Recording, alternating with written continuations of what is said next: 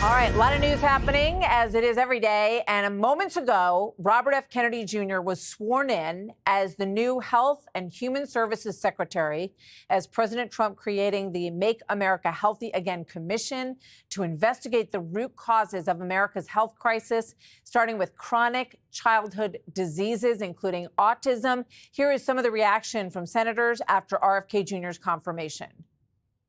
We've got to get into the business of making America healthy again. By now, it's beyond clear that Mr. Kennedy is not remotely qualified to become the next secretary of HHS. I think that his emphasis on youth obesity and food health, processed foods and ultra-processed foods, it needs a look.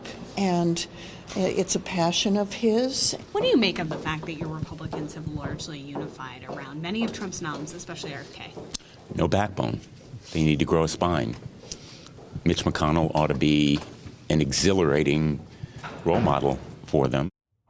So given all that, the pluses and minuses from the senators, he passed with every vote on the Republican side except for Mitch McConnell. Let's bring in Nicole Shanahan, RFK Jr.'s former running mate during his presidential campaign. Nicole, it's great to have you with us. You posted a video about the long road that you have been on throughout the course of this as his running mate.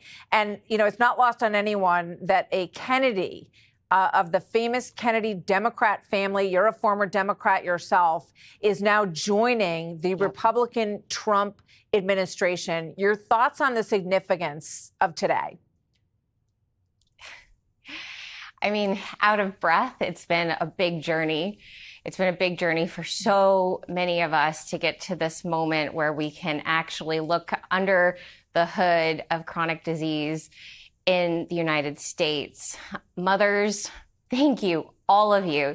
This is we're cheering today. We are cheering. We are getting together. We are talking. We have hope for the first time in a really long time. And there's definitely a big battle in front of us. There's been so much money put into the campaign against RFK, even this past week. Tens of thousands of dollars presented to media influencers to just get final hits out against him. And you know what? Just in spite of all of that money that's been spent to stop our movement, we are unstoppable. And I'm so happy we're here in this moment today. Nicole, it's an enormous agency, and we're going to scroll everything that will be under his purview. He has an enormous job ahead of him. $2.4 trillion in spending. It's 25% of the United States budget. We have seen what has happened with the cabinet members who have been approved. Pam Bondi, Scott Bessent. I mean, these people are hitting the ground running in such an enormous way. So, and I know that you've mentioned that you plan to be in an advisory capacity to Bobby Kennedy as Secretary of HHS. So tell us what that will look like. How will he hit the ground running? What are the first orders of business for him? He's really going to look at it holistically. And I think that's really important to get across a lot of lies have been spread about how he is going to undertake this position. Do not believe those lies.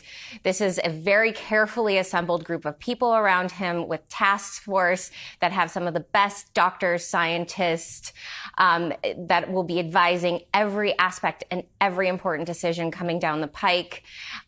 Those going into NIH, the CDC, the FDA, these individuals are the top of their field, and they're not bought out by big pharma. And that's the number one goal right now, is to make sure that anyone who touches this budget, anyone who touches taxpayer dollars that go into news media and that go into different programs, different scientific areas of research, that it's not being informed by for-profit corporatist interests. It's being informed by people who genuinely, deeply care about the holistic experience parents of children that really care to make sure that they get the best possible interventions early on. Well, Nicole, I know that they're not being held hostage. You have led a very forceful group of passionate moms, and you're one of them. Let's listen in to this ceremony. It's happening right now.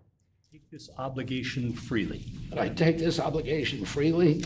Without any mental reservation. Without any mental reservation. Or purpose of evasion. Or purpose of evasion. And that I will well and faithfully discharge. And that I will well and faithfully discharge. The duties of the office. The duties of the office. On which I am about to enter. On which I'm about to enter. So help me God. So help me God. Congratulations, Mr. Secretary.